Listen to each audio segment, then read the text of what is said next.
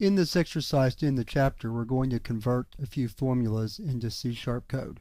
The formulas are up here in comments at the top of the program, or just under the using statements. We have x divided by y minus 3, 1 divided by x plus y, where the x plus y is in parentheses, then the square root of x to the 6th plus y to the 5th, and then the absolute value of x plus y. So let's get started. First thing we need to do is create a couple of variables, x and y, and we'll assign them arbitrary values here. X is equal to 25, y is equal to 12, and let's change it from int to double. Okay, there we go. So the first one, and we'll just put these in console write lines to make it easy to display the results. X divided by y minus 3. And that's all we have to do there. There's no parenthesization to have to perform, and we assume that the division is performed first, followed by the subtraction.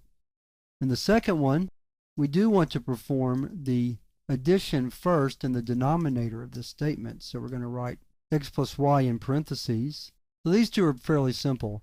The next one is not that much harder, but we do have to know to use the math class to perform both of these. So in fact, let's create another variable z and assign that the value of this expression. So first we want to get the square root, so we call the math class followed by the square root function.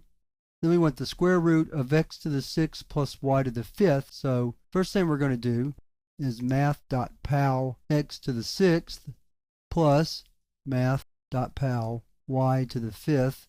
And that whole expression is in parentheses because we want to do the addition and then perform the square root.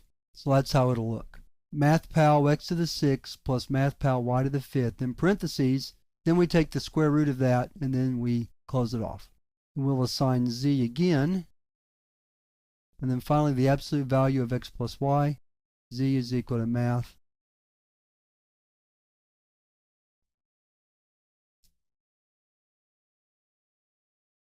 and so we just get some arbitrary numbers there. You can see the results. I'll put them in the middle of the screen. Just for fun, let's change x to negative 25. Run it again. Okay, so it was negative 13, now it'll be positive 13 for the absolute value. And then our numbers changed accordingly because we negated one of the numbers.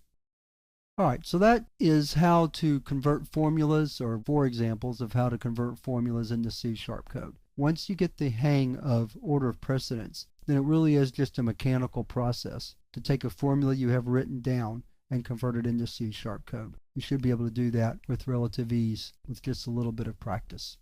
That wraps up this chapter on arithmetic. And now we're going to move to a little simpler topic, and that's input and output, and work a little bit more with console write line and with learning how to get input from the keyboard, which we haven't done yet. And that's going to come up in the next chapter.